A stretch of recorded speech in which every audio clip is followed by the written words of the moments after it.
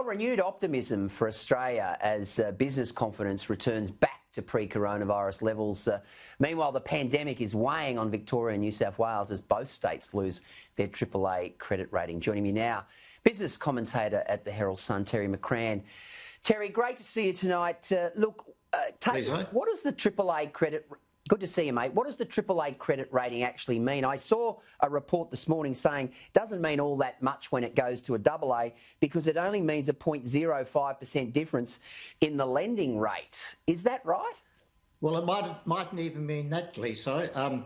If we're ever going to lose a AAA credit rating, now is the time for it to happen because the whole financial sector, the whole financial world has gone sort of crazy with the way the central banks are behaving, printing money, and really making all the old verities sort of non-existent. I'll give you one very simple example.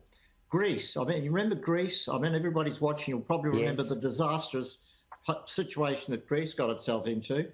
And at one stage, they were paying 20% on their 10-year bonds.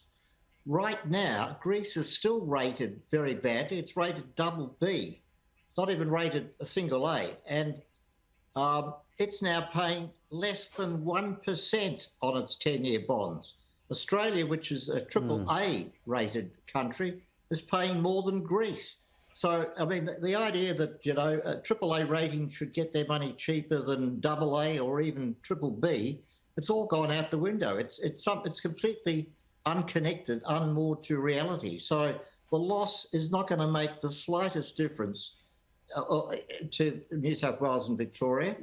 And the next question is, well, Australia itself will probably lose its AAA rating at some stage in the next year or two, given the way the debt's exploding. But there again, it's going to make very little difference to the actual cost for the government to raise the money. Sounds like bra sizes, doesn't it? All right, now I want to talk about business. I want to talk about business confidence, Terry McCrann, because business confidence is at levels that we haven't seen for 12 months, and that in itself is a good thing. How's Victoria tracking, in your opinion, Terry? Well, we've got this rather strange situation that for most of the year, Victoria was a great dead weight on the rest of the country. I'm talking economically.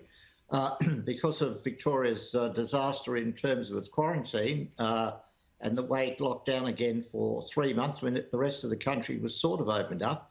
But right now, Victoria is actually providing a supercharger to the rest of the economy because it's now coming into the opening up phase that the rest of the economy, the rest of the country went through mid-year. So Victoria is actually going to mean that the outcome for the overall economy, the national economy, in the December quarter will actually be very good. And that's reflected in, I think, in those business confidence figures. But not only business confidence, consumer confidence pretty much right across the country is also at the highest level it's been since last year. I mean, not just before the virus, but going back into well before the virus.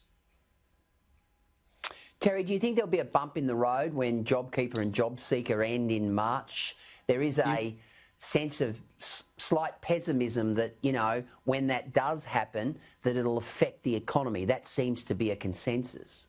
Absolutely, Glee. So you put your finger right on it. March becomes the crucial month because the two things sort of come together. One, as you say, JobKeeper ends at the end of March. I mean, the government could always extend it if it felt the need, but at this stage, it's scheduled to end at the end of March. So suddenly, some billions of dollars a month, which is going to the pockets of people, which they are spending, stops.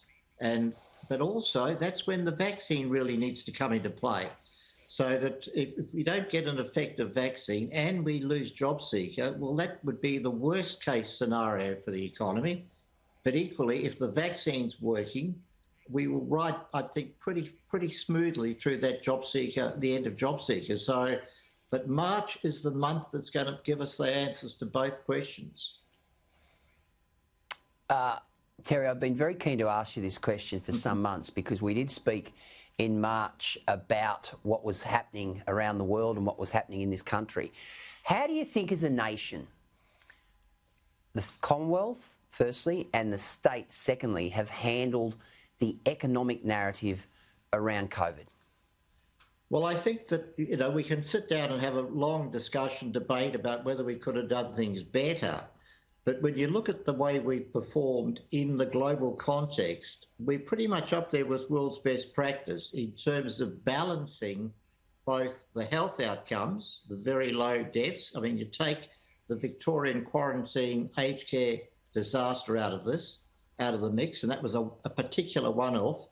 We had virtually no deaths in the entire rest of the country outside the aged care facility sector. And secondly, in terms of our economic downturn, we're again at the best. We're at the best end of that spectrum. We went down 7% in the June quarter.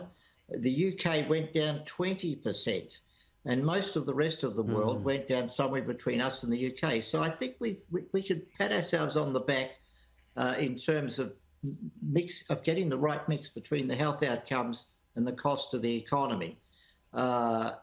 In terms of the individual states, well, again, you can say we could have done things a little better at the margin.